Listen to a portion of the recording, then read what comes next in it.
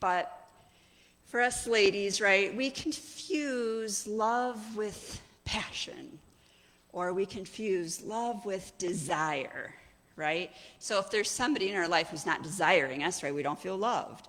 Well, no, you are probably being loved, but you're just not in a relationship where somebody is desiring you. Desire is something you see in a relationship. You must have two different people desiring each other for a passionate relationship. Because there's lots of people who have one-sided desires, right? There might be a teenager who desires Paula Abdul. I know I'm dating myself here. Okay, maybe there's some 60-year-old men who really desire Paula Abdul, right? Who's somebody current? Like who would? Okay, Andrew, come on. He's gonna start laughing. Who is a young person today that I don't even know exists? Well, who would you say if you were to say the average teenage boy desires who? You don't know? Paris Hilton? I don't know. She's kind of older now too, isn't she? Yeah. Okay. All right. Well, we'll call her Susie Smith, right? We'll say Fred, who goes to the high school in town, loves Susie Smith, but Susie Smith doesn't even know he exists, right? That's not a relationship. That's just like one-sided, right? He's just got this obsession with Susie Smith. But that's not love. Desiring somebody isn't love. Now, you might lust after the person. You might be in a relationship where you desire this person, they desire you, and there's passion, but that doesn't necessarily mean there's love there. But we have this thought that love is a feeling, and it's how I feel because we say it that way, right? I love you. But it's not a feeling. I mean, even if you think about it, like, sadness is a feeling, right? You don't say, I sad you. You might say, I have sadness for you, but we say, I love you. Love is actually an action, right? Love is God. And we're going to look here at a lot of different scriptures, but we know it says God is love. And the character of who God is, we can see that in 1 Corinthians chapter 13, where it talks about what love is. Love protects. Well, God protects, right? Love is patient. Well, God is patient with us. Love covers over a multitude of sin. Well, what did he do? He sent Jesus to cover up our multitude of sin.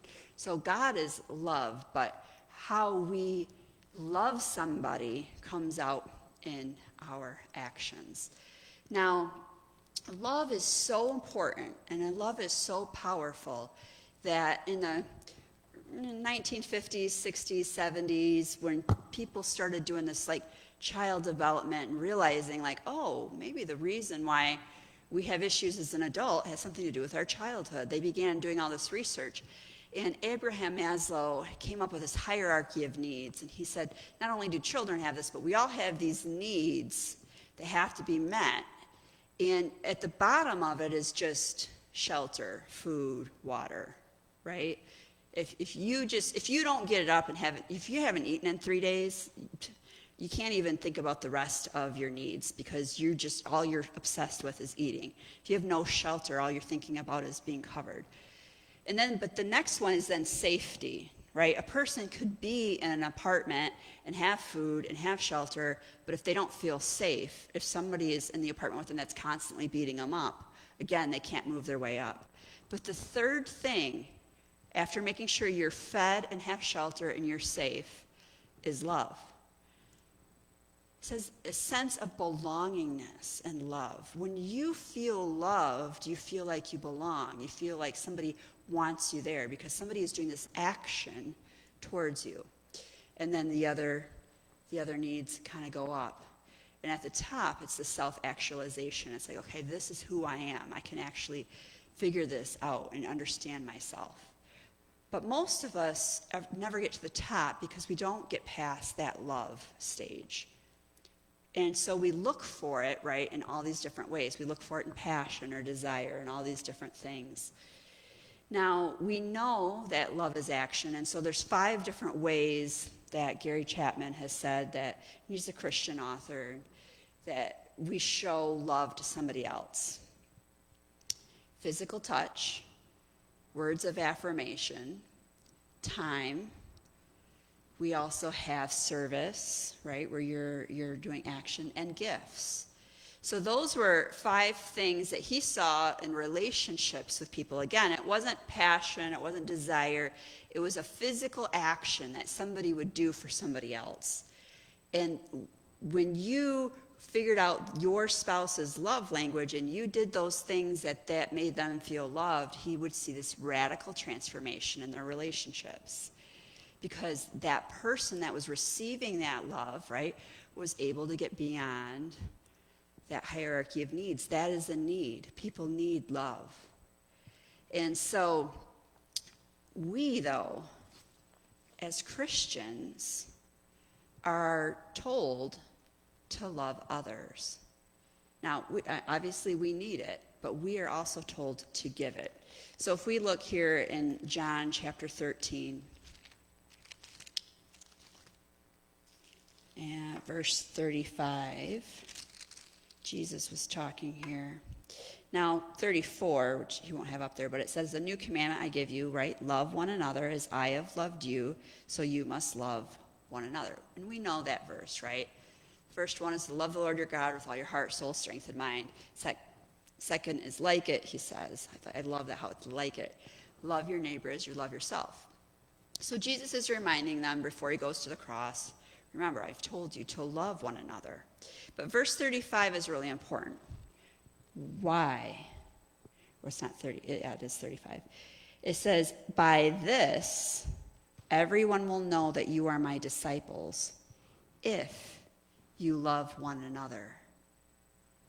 Now, if you lived here today in modern day America and you said that statement, that would make no sense, because on average, we all know how to treat each other with kindness and with love and respect, because we're a Judeo-Christian society and we were founded on biblical principles. But at the time of Jesus, that is not how people lived. The Jews themselves had the laws, an eye for an eye, a tooth for a tooth. What does that mean? If you got into a fight with somebody and they knocked out your tooth, you were allowed to knock out their tooth. And now Jesus comes along and he is saying, oh, if somebody slaps you on your cheek, turn and let them slap you on the other. Don't slap them back, right? If somebody comes and takes your coat, go ahead and give them your shirt as well. And he is all of a sudden transforming their response to the people around them. And he's saying, when you do this, they will know you are a follower of Christ. The culture at the time used to throw away orphans and widows. And all of a sudden, Jesus comes along and the Christians say, true religion is taking care of orphans and widows. When Jesus talked at the end of Matthew, I think it's 25, 31 through 46, says that, at the end of the days, the king is going to sit on his throne and he's going to gather up everyone and he's going to separate the goats from the sheep. And he's going to look at the goats and he's going to say, when I was hungry, you did not feed me. When I was in jail, you did not visit me. All this stuff, right? He says, depart from me, for I never knew you. And they're like, Lord, when did we ever not do that for you? And he says, when you didn't do it for the least of these, you didn't do it for me. And then he says, turns to those that is right, the sheep. And he says, when I was hungry, you fed me. When I was thirsty, you gave me something to drink. Come into my kingdom. And they said, when did we do that for you, Lord? And he said, when you did it for the least of these. Now, this totally blew away the disciples, because that was, again, not the culture they lived in. And so as they began to go out as Christians, they started orphanages. We see in the book of Acts how they started food programs for the widows. They began doing things that nobody else around them ever did. They did an action. They loved. We, as modern day Americans, now we're here at the Dream Center, and that's because, we're choosing to worship in a unique way, and we're spending our time and our resources during the week to help and to love, and so obviously this is near and dear to my heart. But the average person that's out there and hears about what we do, they just think, oh, that's cool, it's another service organization.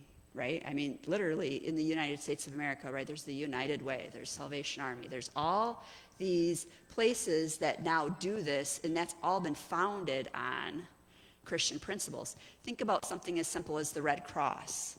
The Red Cross is now sent out as a government entity from the United States of America, like it's endorsed by the government, right? And it has permission to go out. I remember during World War II, at the end of it, my mother was German and she had fallen in love with an American soldier. And the only way she could get information back and forth was through the Red Cross. The Red Cross throughout Germany had different stations set up. And because it was like this it was like Switzerland, right? You know, that all these different governments recognized, oh, the Red Cross is coming in, all they want to do is help people. Now, when we think about the Red Cross, we think nothing about religion. But why is it a Red Cross? Because it was founded as a Christian organization. And the cross literally represented the cross of Christ. And so we now, you know, people see us and they just think, oh, wow, you're doing something nice, which is fine. It doesn't matter what the world thinks.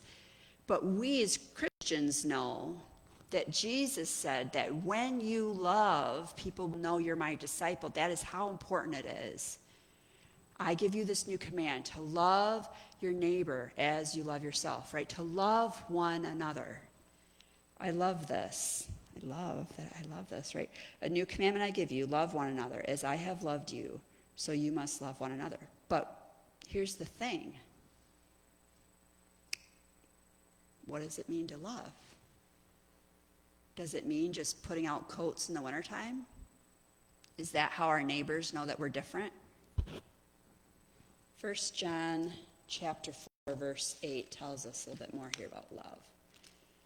Let's see if I can find it.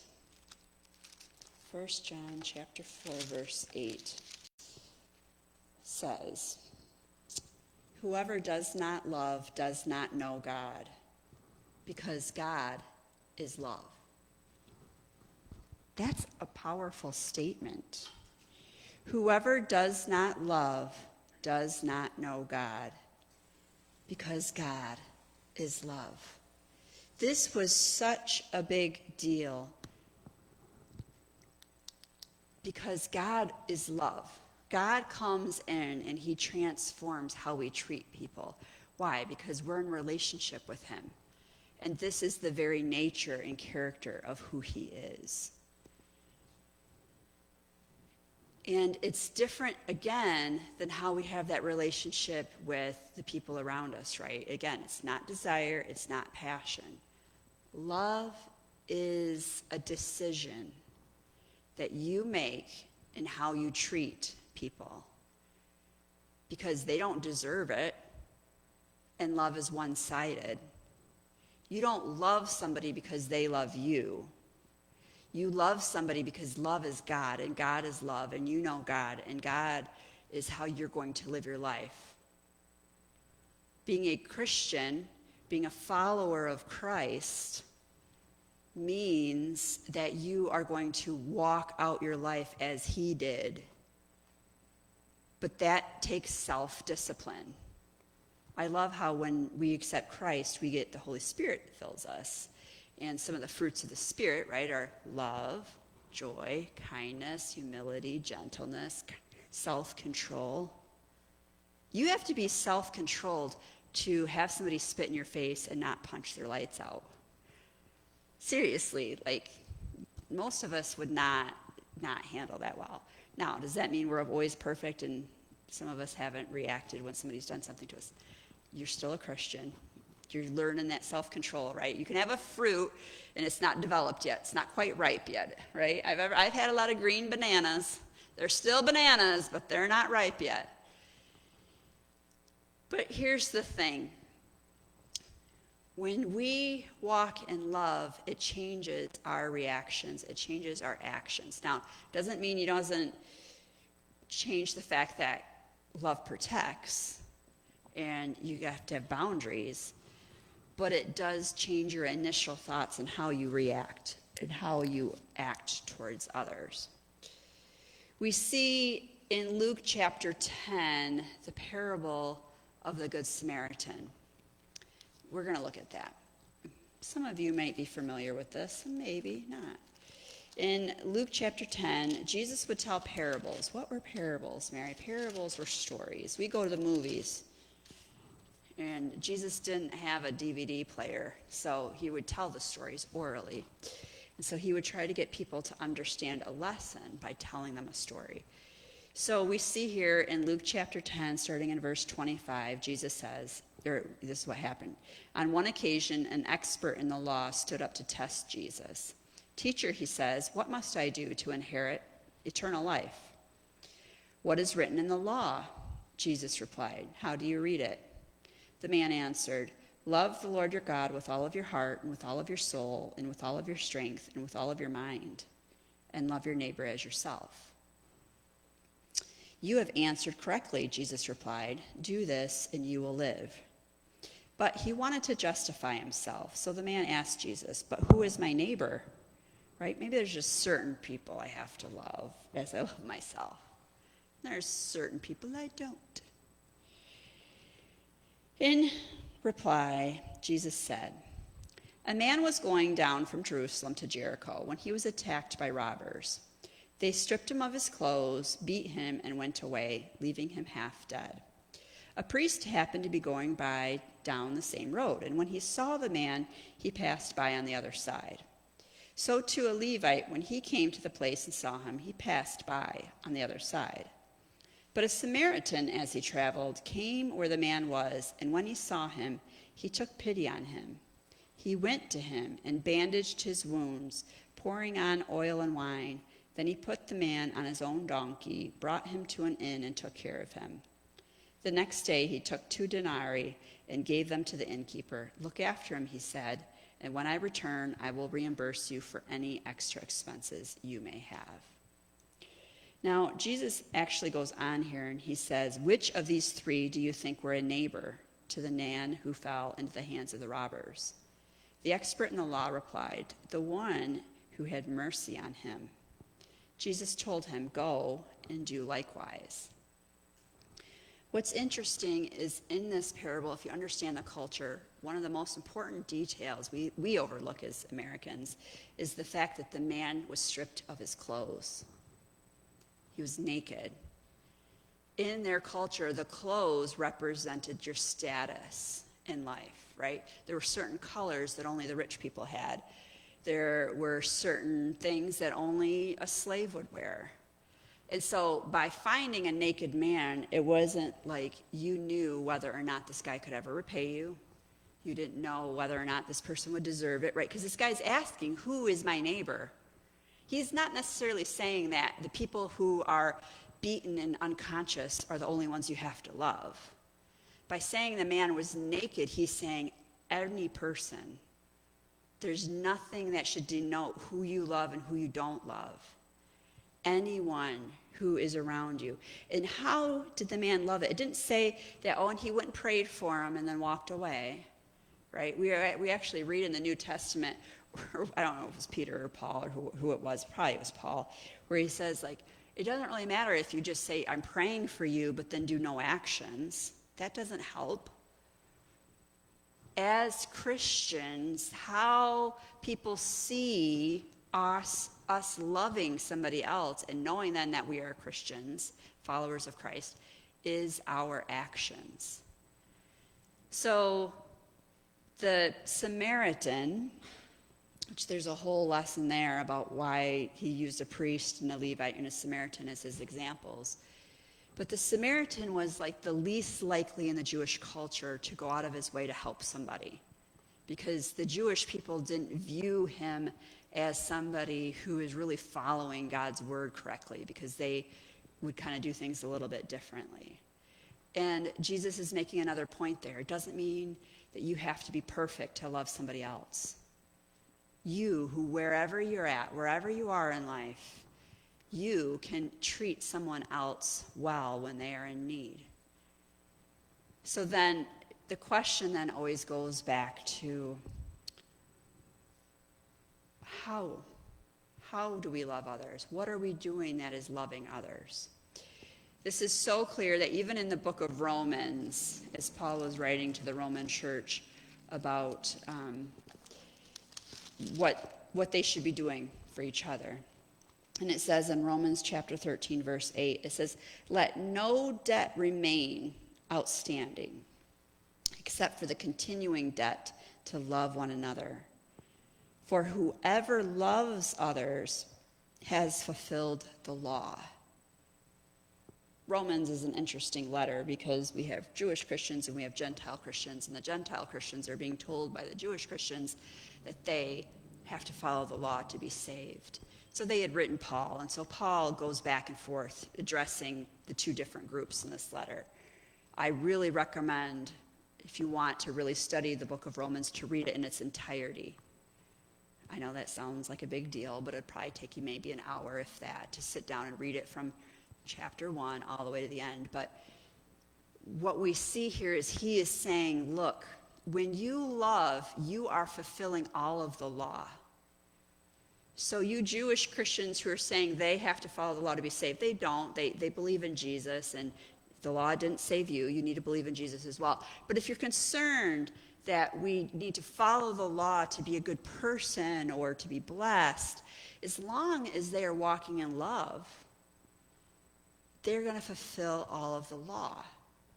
And he gives us all of this advice, right? Like, don't take out loans and owe people things, because then now in that culture, right, if you didn't pay back your loan, they could throw you into jail. But he's saying you will have one debt, and it will be outstanding, and you will never be able to pay it off. And this is what y'all owe each other.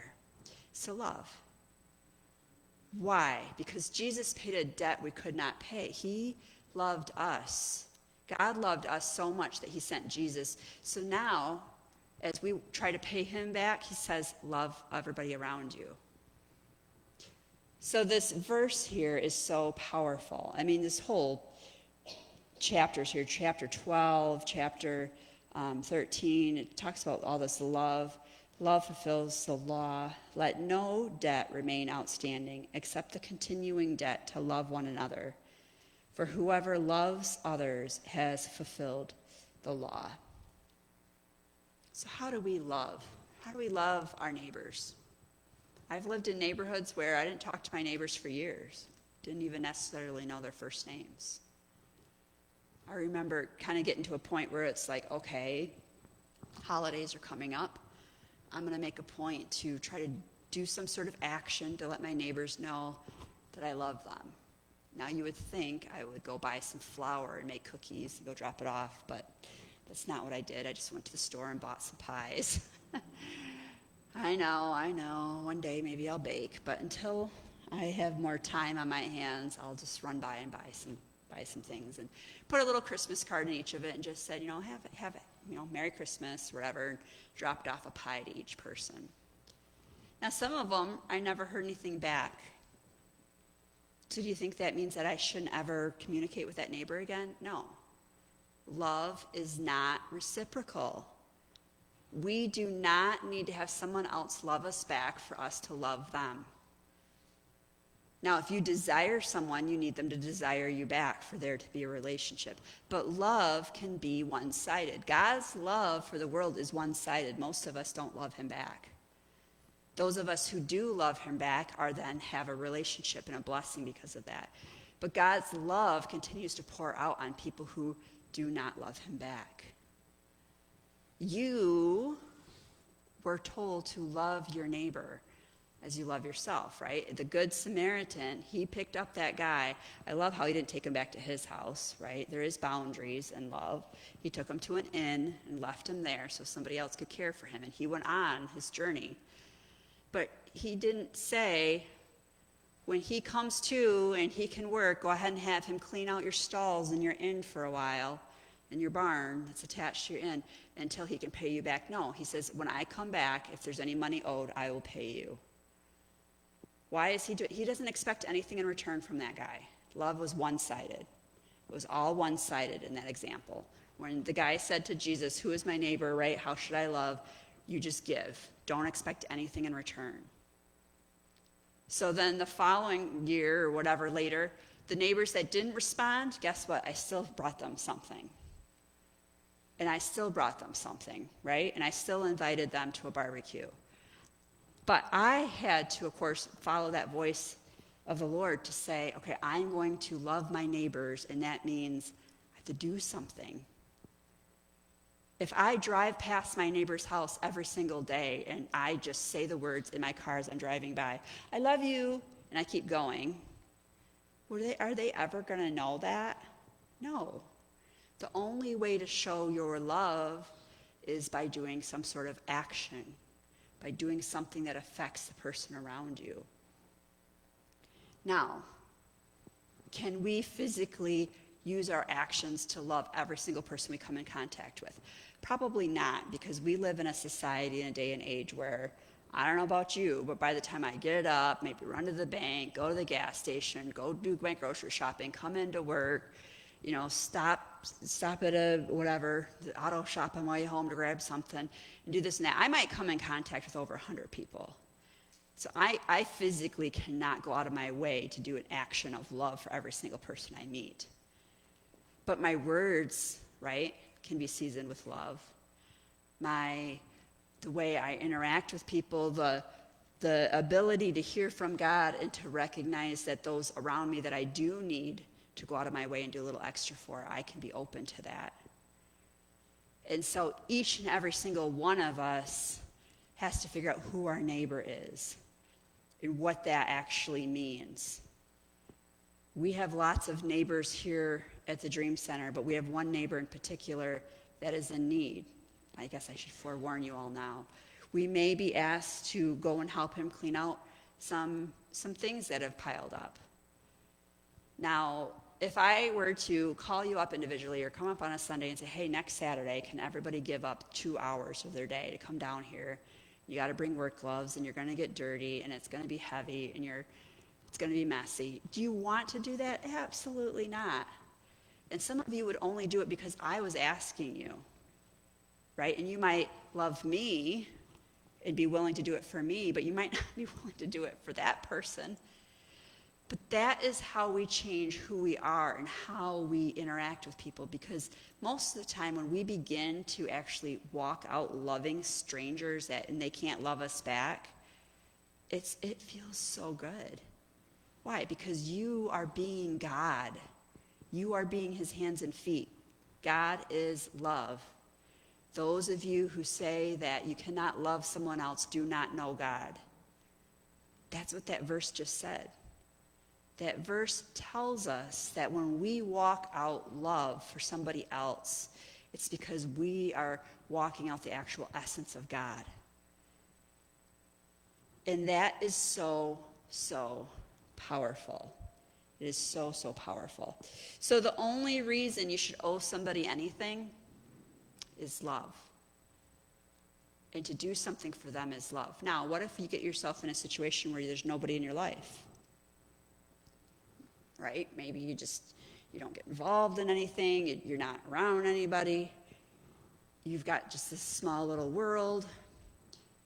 That might be you. That might be why you come out to worship, so you can expand it. Start with who is around you. What are the needs around you? Pray about it. Maybe the Lord will put some, usually when I pray about something, like if I said, Lord, who should I help today? I'll see a picture of them.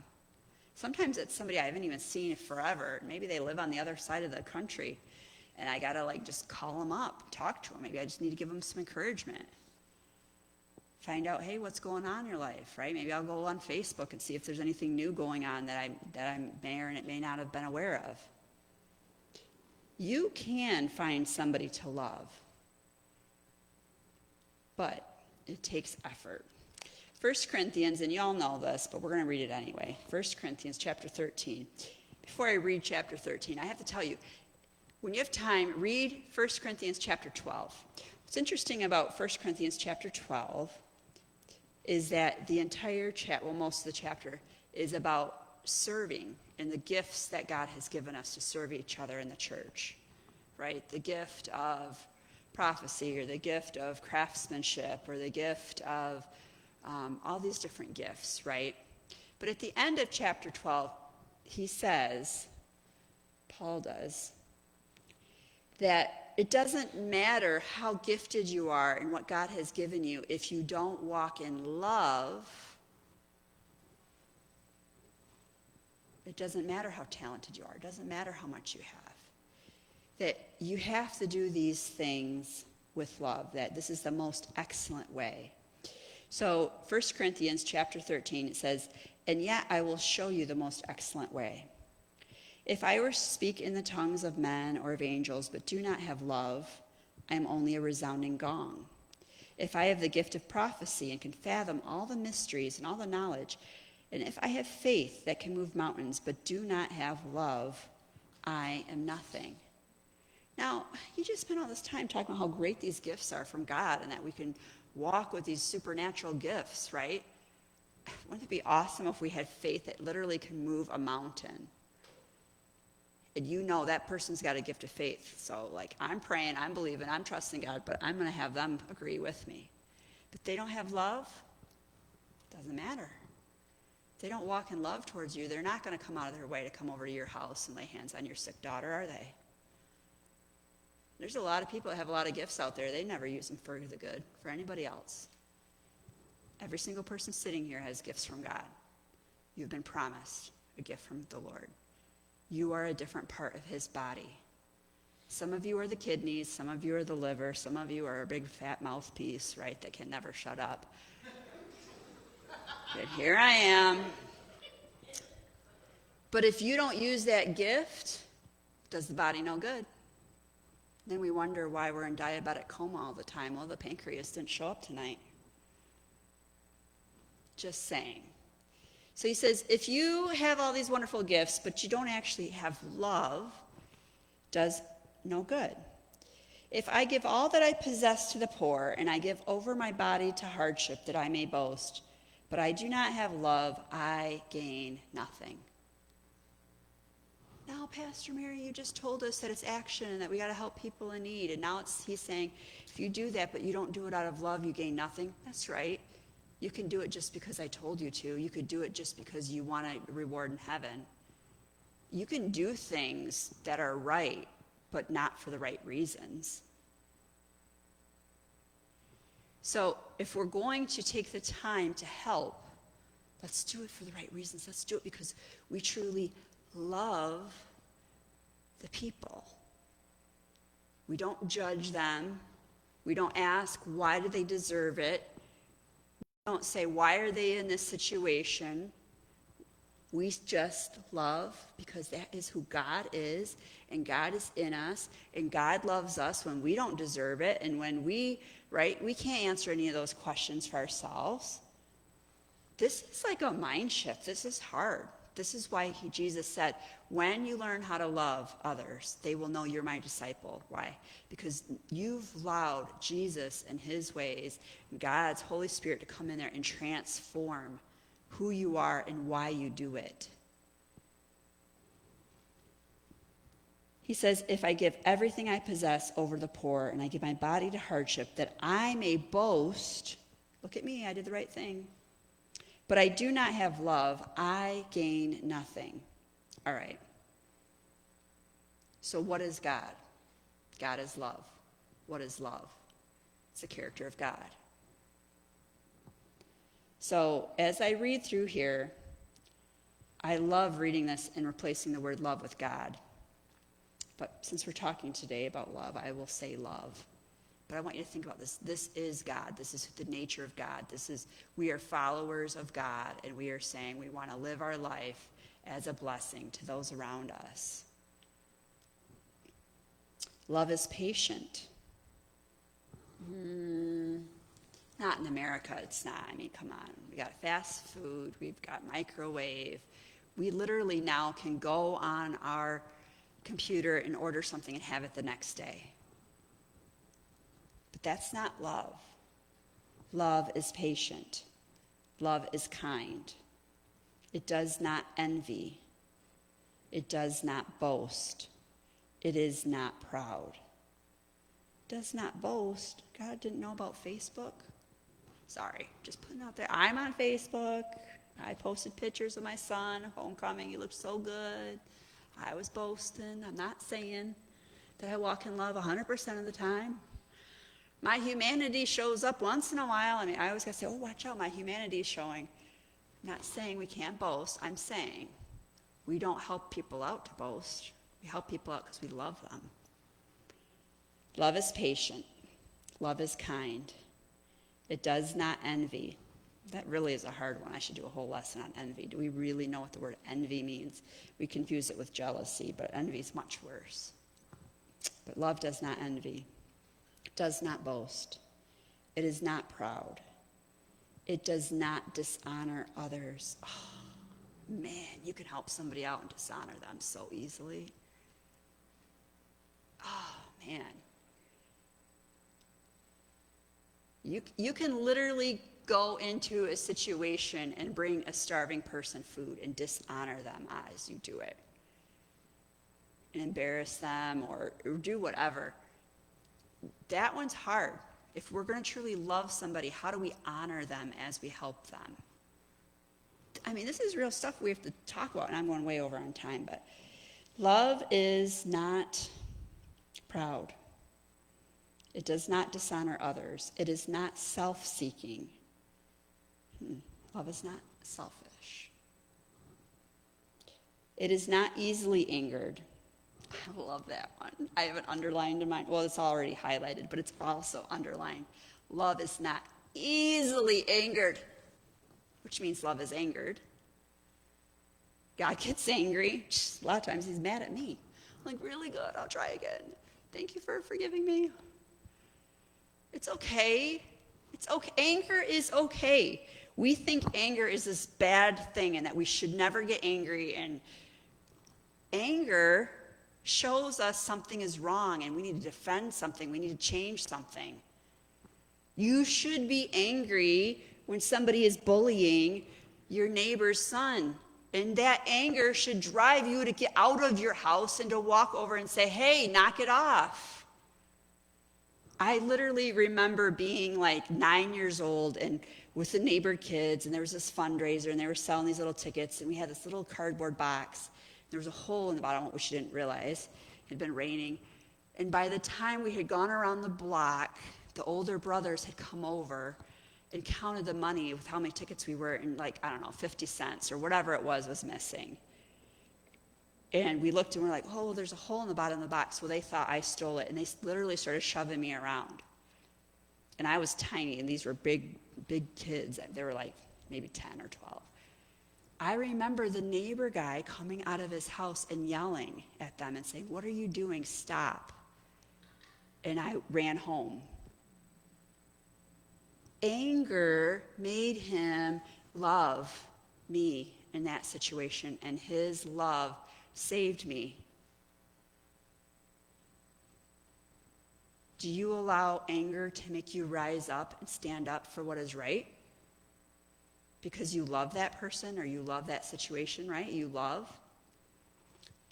Love is not easily angered, that's good. Don't just be angry about everything, or we won't be able to make it through the week. I mean, seriously, it's exhausting when you do have anger finally rise up and you got to stand up for something. Not saying you shouldn't, I'm just saying you shouldn't do it necessarily every single day. It's hard to be in a relationship with somebody when you're angry every single day. It keeps no record of wrongs. Oh, that one's hard because, man, sometimes people burn you, they burn you again, and they burn you again. You're like, love might not keep a record, but my humanity is showing. But love does protect, which we're about to get there, right? It always protects. Love does not delight in evil, but rejoices with the truth. It always protects, always trusts, always hopes, always perseveres. Love never fails. Where there are prophecies, they will cease. Where there are tongues, they will be stilled. Where there is knowledge, it will pass away. Verse 13. And now these three remain: faith, hope, and love. But the greatest of these is love. All right, so here we are. I am telling you, how well do you love? Not how well do you lust after somebody in your life. Not how well are you passionate in your relationships. Not how well do you desire things. I love chocolate. No, I do not love chocolate. I desire chocolate. I have never taken chocolate to the movies. I have never kissed chocolate. I have never taking chocolate to the emergency room when it got broken up. I do not love chocolate. I desire chocolate. I'm just saying, we don't know what love means.